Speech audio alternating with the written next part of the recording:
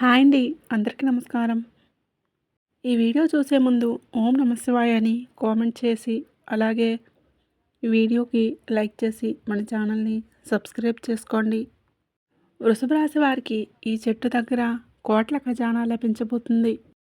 నిజంగా మీరు వింటున్నది 100కు 1000% నిజమండి. ఈ వీడియో మీ కంటపడింది అంటే నిజంగా అదృష్టం అనే చెప్పుకోవచ్చు. మీరు కోట్లకు అధిపతులయ్యారనే చెప్పుకోవచ్చు. ఈ భూమండలం మీద మీరెక్కడున్నా సరే, ఎన్ని పనుల్లో ఉన్నా సరే, ఒక 10 నిమిషాలు పనులన్నీ పక్కన పెట్టే ఈ వీడియో కనుక మీరు విన్నట్లయితే, మనం పని చేసుకునేది, కష్టపడేది డబ్బు సంపాదించుకోవడం కోసమే కదండీ!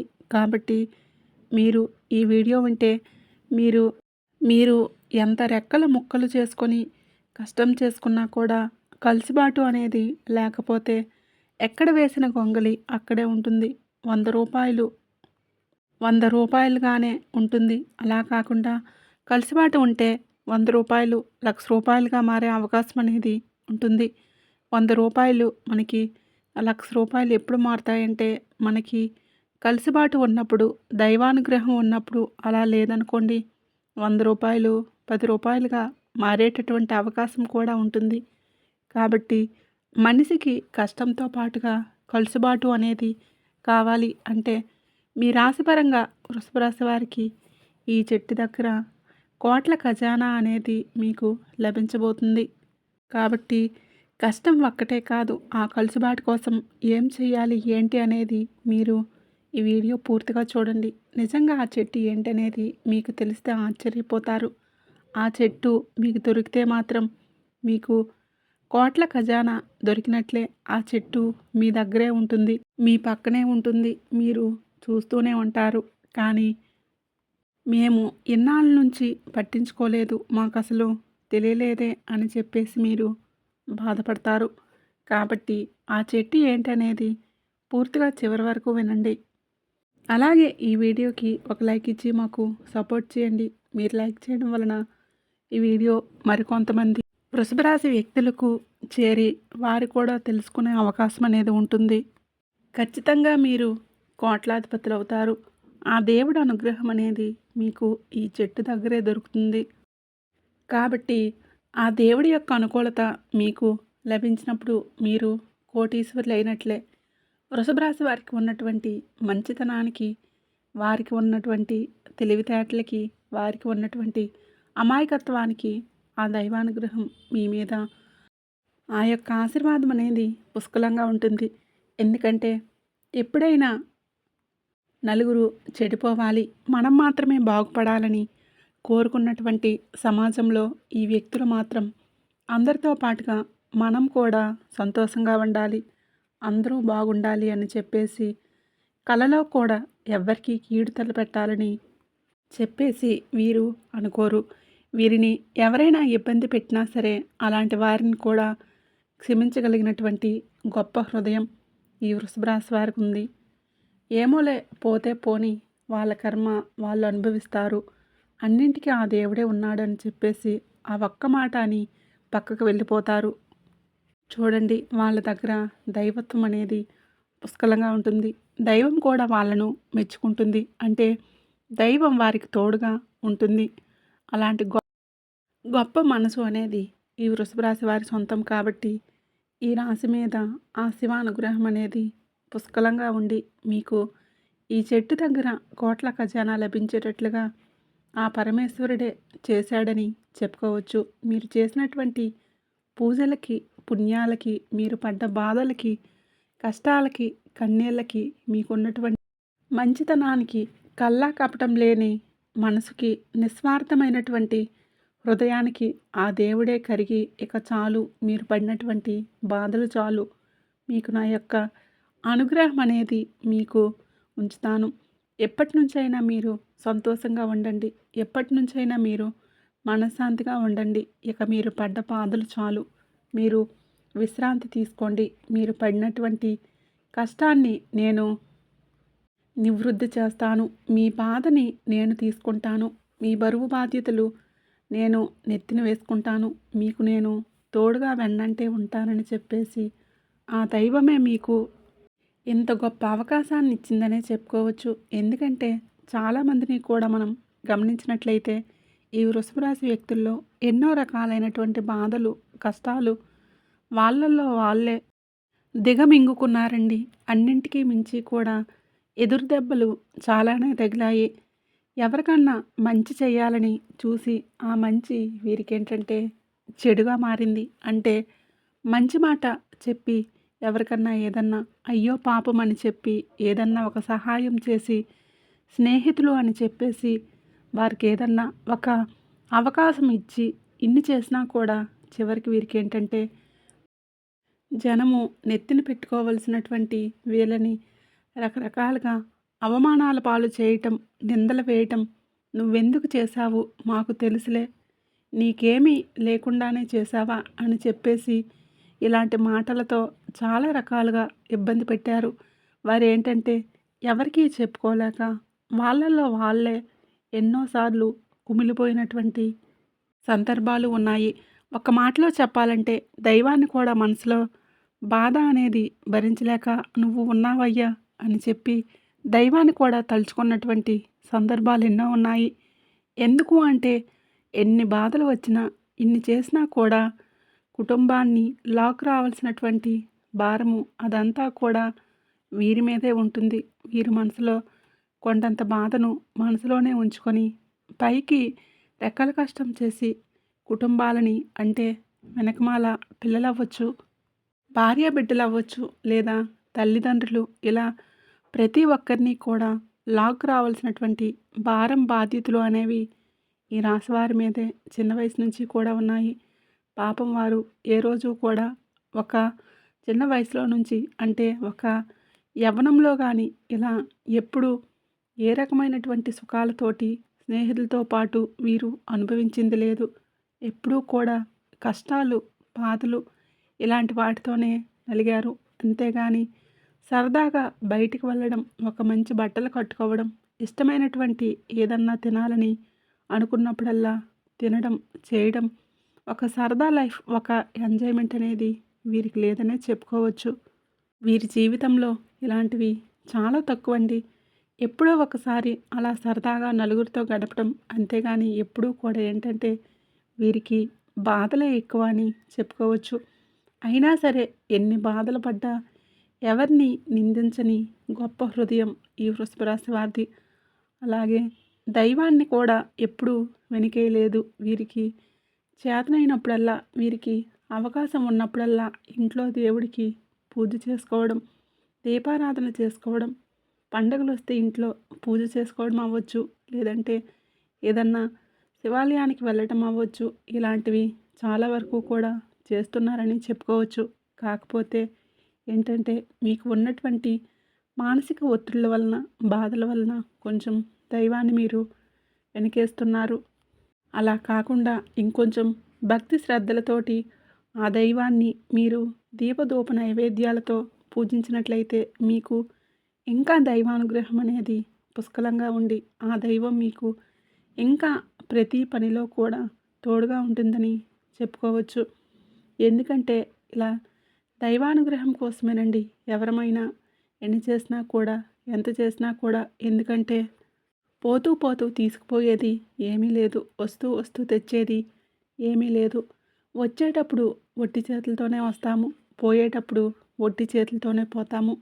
మధ్యలో ఏంటంటే మనిషి బ్రతకాలి కాబట్టి ఒక ఆశ, ఆశయము, స్వార్థము ఇలాంటివి లేకపోతే మనిషి బ్రతుకు అనేది కొనసాగదు. కాబట్టి సమాజంలో ఇలాంటి వాటికి విలువలు, గౌరవాలు ఉన్నాయి. కాబట్టి ఇలాంటివన్నీ చేసుకుంటూ వెళ్ళిపోవాలి. లేదంటే మనిషి జీవితానికి నిజమైనటువంటి అర్థం, పరమార్థం, అలాగే ఆ దైవానుగ్రహం మన మీద ఉండటం అన్నమాట. ఆ దైవనామస్మరణలో మనం ఉంటాం చూసారా, అంతకు మించినటువంటి వరం అనేది ఇంకోటి లేదు. కాబట్టి ఈ రాశి వారికి ఉన్న మంచితనానికి ఆ దైవానుగ్రహం అనేది వీరి మీద ఉందని చెప్పుకోవచ్చు. కాబట్టి వృషభ రాశి వ్యక్తులు చాలా అదృష్టవంతులు. అలాగే ఆ దైవానుగ్రహం కూడా మీకు ఇంకా అనుకూలించినట్లయితే మీ జీవితపరంగా ఉన్నటువంటి కష్టాలు, కన్నీళ్ళు మొత్తం కూడా తుడిచిపెట్టుకుపోతాయి. కాబట్టి మీరు ఆ దేవుడి యొక్క అనుకూలత కోసం ఖచ్చితంగా ఈ చెట్టు దగ్గరికి వెళ్ళండి. ఈ చెట్టు దగ్గరే మీకు ఆ కోట్ల ఖజానా అనేది లభిస్తుంది. మీరు ఈ చెట్టు దగ్గరికి ఎప్పుడు వెళ్ళాలి అనంటే మంగళవారం కానీ, లేదా బుధవారం కానీ, గురువారం కానీ, శనివారం కానీ ఈ 4 రోజుల్లో మీరు ఆ చెట్టు దగ్గరకు వెళ్ళాల్సి ఉంటుంది. దీనిని కొన్ని నియమాలతో కూడా చేయాల్సి ఉంటుంది. ఉదయాన్నే లేచి ఈ 4 రోజుల్లో మంగళ, బుధ, గురు, శనివారం మీరు వరుసగా ఈ 4 రోజులు చేసుకున్న మీకు ఇంకా రెట్టింపు ఫలితం అనేది వస్తుంది. లేదా వారంలో ఒకరోజు కుదిరితే అలా 4 వారాలు, నెలలో 2 సార్లు ఇలా మీకు ఎప్పుడైనా సరే 4, 5 సార్లు మీరు ఇలా చేసుకోవచ్చు. అలా చేసేటప్పుడు మాత్రం శుభ్రంగా, శుద్ధిగా ఉండాలి. ఉదయాన్నే లేచి ఇంటిని, వాకిలిని చక్కగా శుభ్రం చేసుకోవడం, తలంటు స్నానం చేసుకోవడం, లేదా ఒంటి స్నానమైనా చేయటం ఆడవారైనా, మగవారైనా ఎవరైనా చేసుకోవచ్చు. వీళ్ళు, వాళ్ళు అని ఏమీ లేదు. అలాగే ఈ రోజున నలుపు రంగు బట్టలు ధరించకూడదు, మాంసాహారం తినకూడదు, నలుపు రంగు, నీలి రంగు బట్టలు పొరపాటున కూడా ధరించకూడదు. ఇది మాత్రం గుర్తుపెట్టుకోండి. ఇలాంటి నియమాలు పాటించి మీరు ఉదయం కానివ్వండి, లేదా సాయంత్రం సంధ్యా సమయంలోనైనా సరే ఈ చెట్టు దగ్గరకు మీరు వెళ్ళాల్సి ఉంటుంది. అది ఏ చెట్టో తెలిస్తే మీరు ఖచ్చితంగా ఆశ్చర్యపోతారండి. ఎందుకంటే మీరు ఎన్నోసార్లు చూసి ఉంటారు. ఆ చెట్టు వచ్చేటప్పటికి మేడి చెట్టు. నిజమేనండి, మీరు విన్నది 100కు 100% నిజం. మేడి చెట్టు యొక్క అనుగ్రహం అనేది మీ యొక్క రాశి మీద పుష్కలంగా ఉంది. మీరు మేడి చెట్టు ఎక్కడైతే ఉందో అంటే మీ ఇంటి దేవాలయాల దగ్గర బయట వైపు కానీ, లోపల వైపు కానివ్వండి, గుడి లోపలైనా కావచ్చు, బయట వైపు అయినా కావచ్చు, ఖాళీ స్థలాల్లో అవ్వచ్చు, మీ ఇళ్ళ దగ్గర అవ్వచ్చు, లేదా రోడ్డు పక్కన ఎక్కడైనా అవ్వచ్చు. ఇలా మీకు మేడి చెట్టు అనేది కనిపిస్తూనే ఉంటుంది.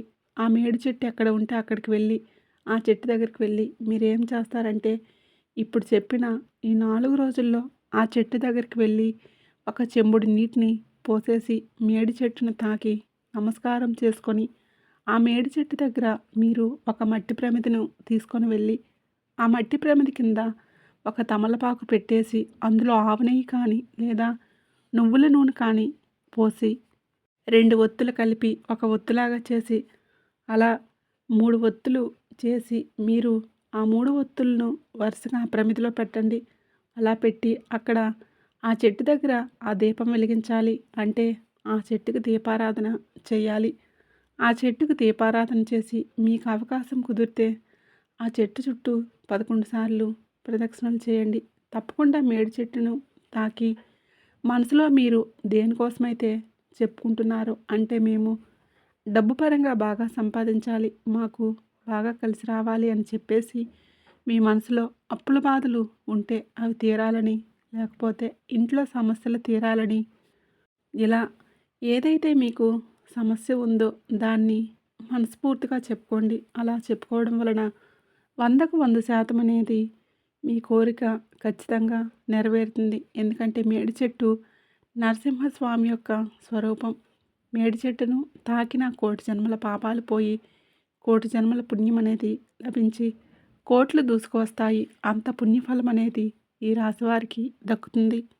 నరసింహస్వామి వారు ఉగ్రరూపం దాల్చినప్పుడు అంటే ఆ వేడితో అల్లాడిపోతూ ఉంటే మేడి చెట్టు ఆకులను తీసుకువచ్చి నరసింహస్వామి వేళ్లకు చుట్టినప్పుడు ఆ యొక్క మంట అనేది తగ్గింది. అంటే అప్పటి నుంచి నరసింహస్వామి మేడి చెట్టును ప్రేమించడం మొదలుపెట్టాడు.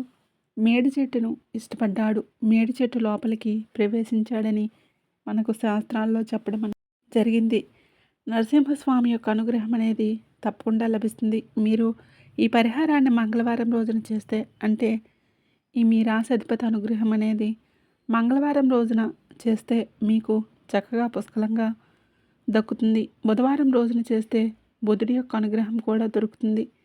గురువారం రోజున గురుగ్రహం అనేది పుష్కలంగా దొరుకుతుంది. అలాగే శనివారం రోజున చేస్తే శనిదేవుడి యొక్క ఆశీర్వాదం, అనుగ్రహం అనేది మీకు పుష్కలంగా లభిస్తాయి. కాబట్టి ఎప్పుడైనా సరే మనకు అన్ని గ్రహాల యొక్క అనుకూలత అనేది ఉన్నప్పుడే మనకు బ్రహ్మాండంగా ఉంటుంది. మీ రాశిపరంగా, మీ యొక్క గ్రహపరంగా మీకు ఇంకా మంగళవారం అయితే బెస్ట్ రిజల్ట్ అనేది ఇస్తుంది. అంటే మంగళవారం నుంచి మొదలుపెట్టుకోండి. మీరు మొదలుపెట్టేటప్పుడు వరుసగా 4 రోజులు చేసుకున్నారనుకోండి, మీకు తిరుగులేని రాజయోగం పడుతుంది. మీకు పట్టిందల్లా కూడా బంగారమయ్యి, మీ జీవితం పరంగా ఉన్నటువంటి సమస్యలు అనేవి క్రమేపీ ఎలా తగ్గుతాయో చూడండి. అప్పుల బాధల నుంచి, ఆర్థిక సమస్యల నుంచి మీకు మనశ్శాంతి లేకపోయినా, అనారోగ్యమైన, పెళ్ళిళ్ళు కాకపోయినా, పెళ్ళిళ్ళు ఆలస్యం అవుతున్నా, సంతానం లేకపోయినా, ఇలా మీకు ఏ సమస్యలైనా ఉండనివ్వండి. ఆ సమస్యలు అనేవి తీరి డబ్బు అనేది విపరీతంగా కలిసొస్తుంది. ఎక్కడ చేయి పెట్టినా కూడా మీకు అక్కడ కలుసుబాటుని చూడగలుగుతారు.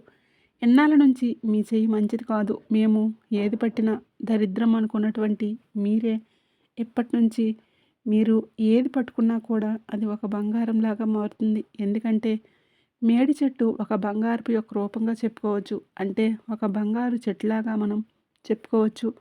మీరు మేడి చెట్టును తాకినా చాలన్నమాట. మీకు సంపద అనేది ఎంత రెట్టింపు అవుతుందో చూసి మీరే ఆశ్చర్యపోతారు.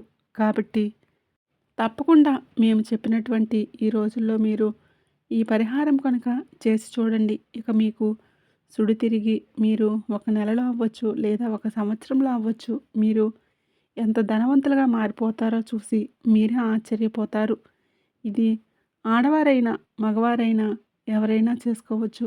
కాకపోతే దీనిని ఖచ్చితంగా నియమాలతో శుభ్రంగా చేసుకోండి. అప్పుడు మాత్రమే మీకు ఫలితం అనేది ఉంటుంది. ఇక ఆ తర్వాత నుంచి అష్టైశ్వర్యాలతో ఆ లక్ష్మీదేవి అనుగ్రహం, శివానుగ్రహం, నరసింహస్వామి యొక్క అనుగ్రహం ఇలా మీకేంటంటే ఒక ఆనందము, సంతోషము, మనశ్శాంతి, తృప్తి, అలాగే అష్టైశ్వర్య ప్రాప్తి అన్ని రకాలుగా మీకు సిద్ధించి తిరుగులేని రాజయోగం పట్టి తీరుతుంది. అందులో మీకు ఎటువంటి సందేహం లేదు.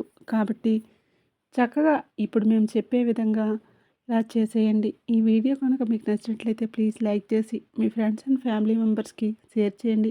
అలాగే మరిన్ని కొత్త వీడియోస్ మీకు వెంటనే చేరాలంటే ఇప్పుడే మన ఛానల్ని సబ్స్క్రైబ్ చేసుకొని పక్కనే ఉండేటటువంటి బెల్ ఐకాన్ని ప్రెస్ చేయండి.